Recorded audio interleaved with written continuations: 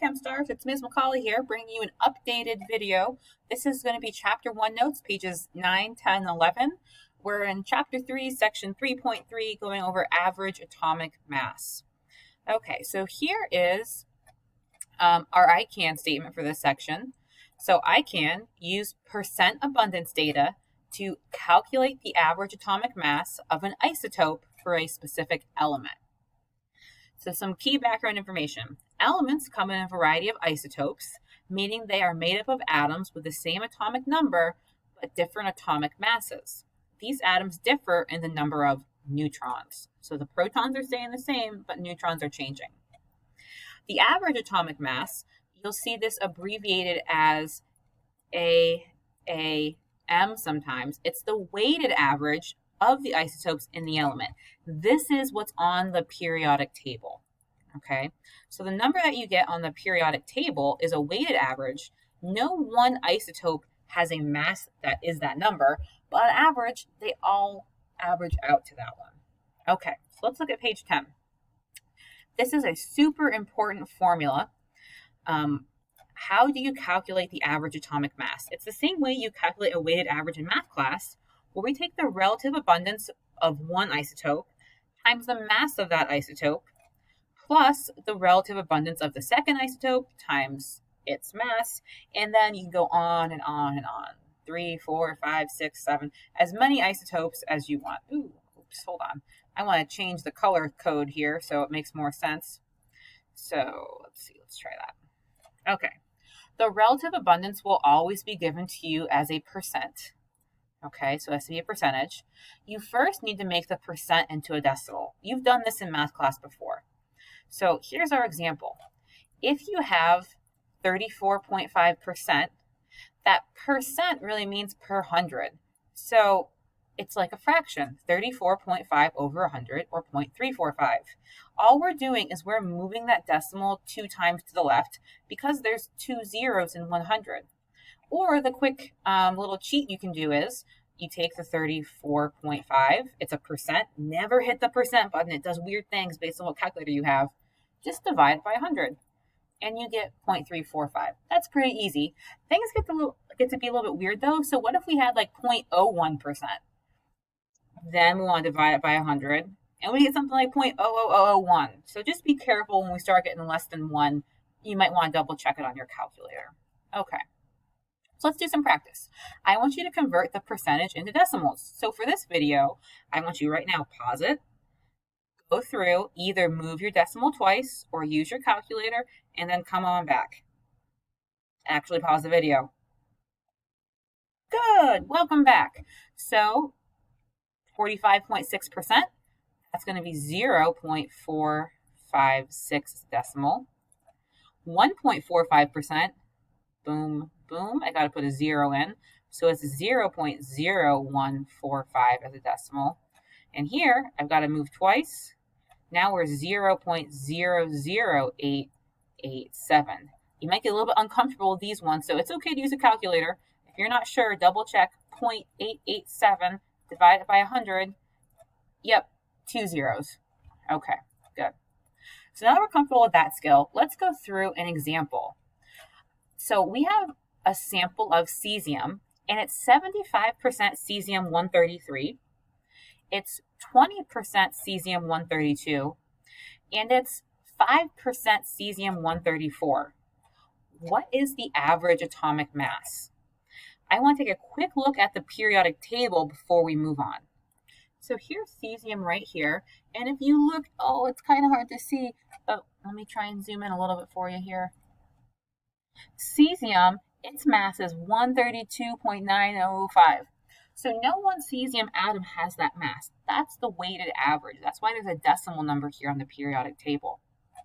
Okay, so we're going to go through and actually figure out how did the scientists get this number on the periodic table. So let's go back. So how do we find that average atomic mass? It's the relative abundance of the first isotope plus the relative abundance of the second isotope, and we can go on and we can add the relative abundance of the third isotope, okay? So let's look how we break this problem down. The 75%, that's cesium-133, we make that percent into a decimal, 7.75, so 0.75 times 133, and so we get 99.75. Then we take that 20%, that's cesium-132, 20% times 132, so 0.20 times 132, we get 26.4. And then the last part, we're going to take the 0.05 times 134. Let's double check that math. 0.05 times 134, and we get 6.7. So what do you have to do? You got to add all those up. So we're adding 99.75 plus 26.4 plus 6.7. So that's 6.7 plus 26.4 plus 99.75. Add them all up and you get 132.85. That is our average atomic mass of cesium. And that matches what the periodic table said. It said about 132.9. Here's an important check I want you to do every single time. The answer has to be between the smallest input and the largest input. So if we look here, the smallest mass was 132 and the biggest mass was 134. Oops.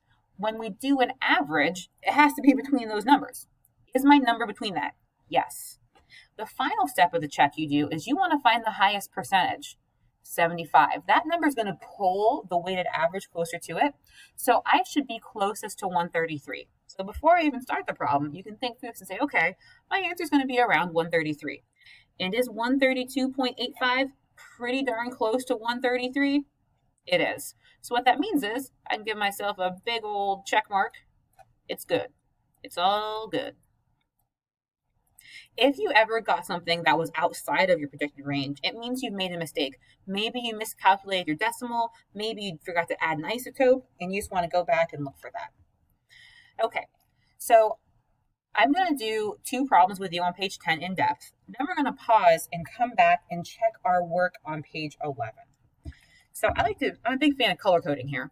So let's get some color coding going. So my first isotope is neon 20, and it's 90.5% abundant. Then I've got neon 21, 0.3%, and neon 22, 9.2%. So before I really get going on this problem, let's just make some estimates. Okay, I have to be between my smallest and my biggest mass. So I have to be between 20 and 22 for my final answer. And the highest percentage is neon 20. So it should be closer to 20 than 21 or 22. So let's solve each step of that below here. Okay, so move your decimal twice. It's going to be 0.905 times 20. So we take 0.905 times 20, and we're going to get 18.1. That's my first isotope. Now my next isotope, we have, now it's 0.3. Be careful on this. Don't get fooled and just do 0.3 right away. We've got to get 0.3, divide it by 100, move that decimal 2 times, 0.003. 0.003 times 21. Okay, so that's still in my calculator. And we have 0.063. 0.063. That's my second isotope. Pretty rare isotope on that one. And my final isotope, 9.2%, move that decimal twice. That's going to be 0.092 times 22. Okay. So double check, 9.2 divided by 100. Yep, I did my decimal conversion right. Times 22, 2.024. So 2.024. I'm not done yet. I got to add all these up. Okay, so I got 2.024 plus 0.063 plus 18.1. I get 20.187.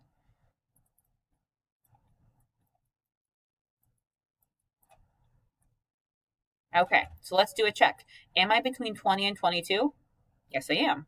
Am I closer to 20 than any other ones? Yes, I am. It's all good. You might want to bring up sig figs at this point. We don't really want to worry about it too much in this problem.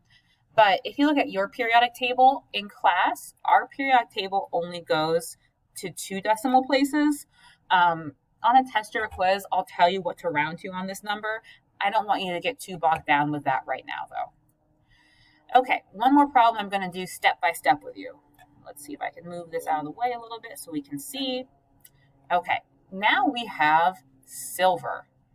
So let me just try and divide out the screen here so you can see where we're at. Let's focus just on the silver problem. Okay, so silver has two main isotopes. We have silver 107 and we have silver 109.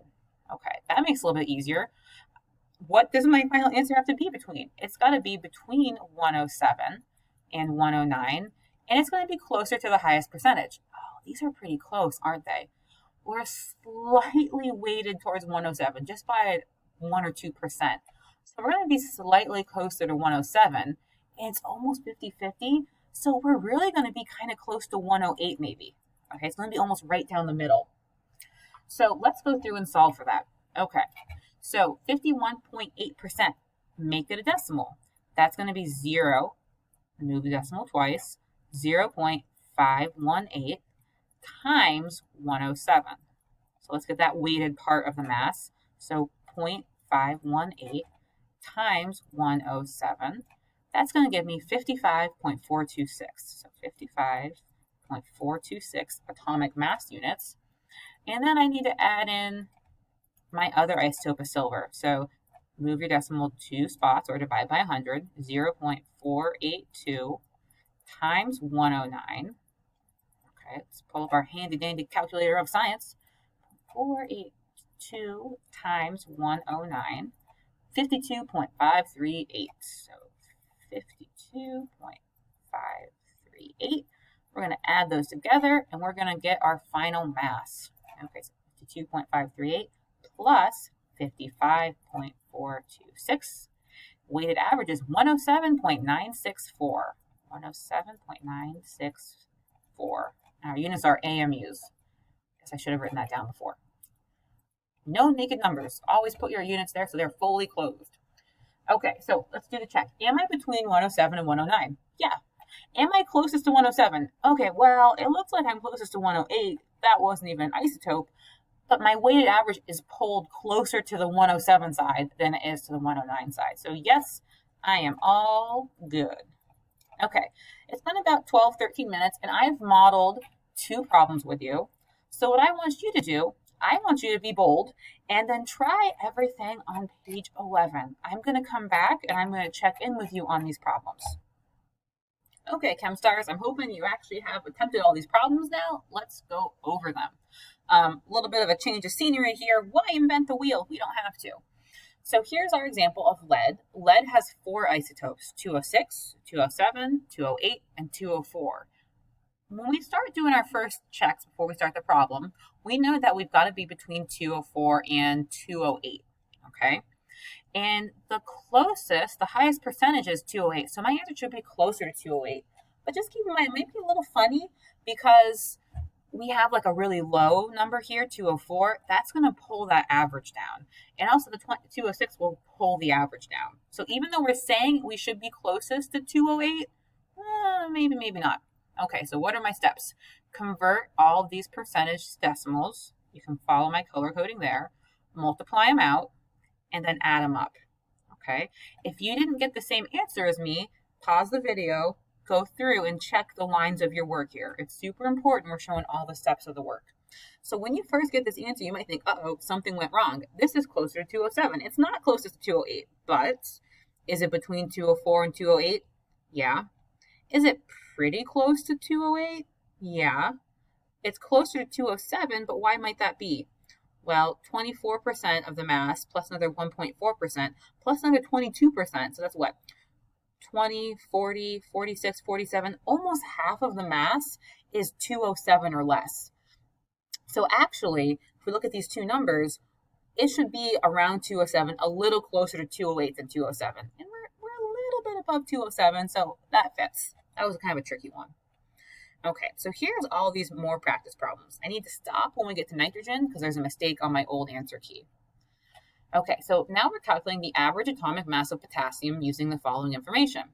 So remember, for each step, I'd like to color code it. Take that isotope of potassium, change the percent to a decimal, and multiply them out. So here are my 3 isotopes.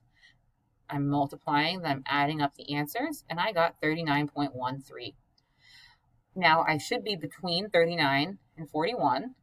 The highest percentage is 39. So is my answer of 39.1 pretty darn close? Yeah. Why doesn't it exactly match up to the periodic table number? So if you are going and checking these, like potassium is right here. It's like 39 point, it's 39.10. Well, there's more than 3 isotopes of potassium. We're taking the 3 most common. There are some that are really, really rare, and we've kind of just not gotten really into all the sig figs. So we're close enough. Okay, number 2, calculating the average atomic mass of boron. So we have 2 isotopes, 10 and 11. I know my answer's got to be bigger than 10, less than 11, and it should be closer to my higher percent. So it should be closer to boron 11. Add those up, you get 10.8. Is that correct? Looks good enough to me. Iodine. 3 isotopes for iodine now. So convert all of those percentages to decimals, divide them by 100, multiply the decimal by the mass, add them up, and I get 126.86. My check though, am I between the smallest number 126 and the biggest number 128? The highest percentage is 127.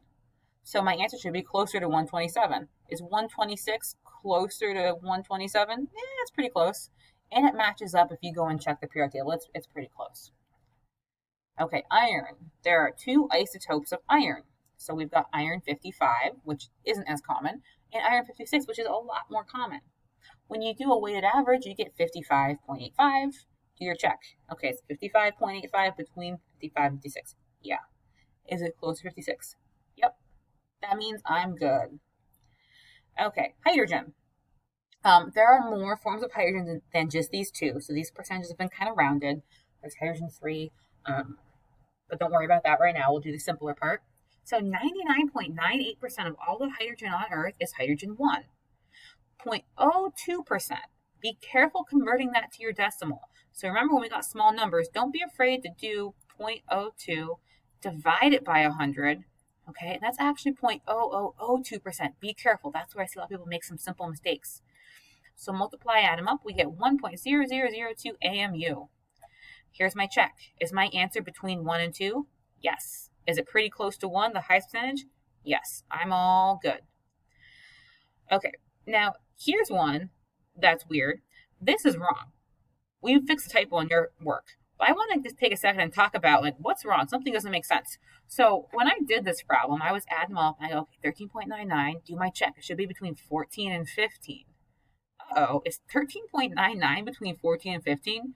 No, something went horribly wrong. Am I missing an isotope? When we add up our percentages, they should add up to 100%. So let's add up those percentages. 99.63 plus 0.3, that's only 99.93. We're missing a whole isotope, so this problem didn't work. So maybe there's something wrong with the inputs. Usually if your check doesn't work, it just means that you made a mistake somewhere in the work. This means the input to the problem was wrong. So we've corrected that on your paper. So here's the right answer. Now it makes more sense. Before I start, let's check it. 99.63 plus 0.37, that's 100%. We can go ahead now and work on this problem. Okay, so nitrogen 14 and nitrogen 15. So nitrogen 14 is 0.9, or change that percent to a decimal, 0.9963 times 14. Okay, so 0.9963 times 14. I get 13.94, what was the next number? 9482. Then I've got nitrogen 15. So that's going to be, now be careful, we got to go 2 decimal places over, 0.0037 times 15. Okay, these ones are the sneaky ones. Please be careful. 0.37, divide it by 100, convert that percent to a decimal, times 15 equals 0.0555. 0.0555. Now all I've got to do is I've got to add these up. So plus 13.9482, and I should get 14.0037. And that my units are AMU. Let's do our check. Okay, I've got 14.0037. That should be less than the biggest and greater than the smallest. So the biggest one is 15, biggest isotope. Am I less than 15? Yep. I have to be bigger than 14. Am I bigger than 14? Yep. And then I should be closest to the highest percentage. That's nitrogen 14. Is this pretty close to nitrogen 14? Yes. And my final check is if we go to the periodic table, the average mass of nitrogen is 14.0006. I got 14.003. I am all good. Okay, that brings us to the end of our Chapter 3 notes. Thanks for all your hard work today, guys. Remember, don't wait to be great. I'll see you next time. Bye.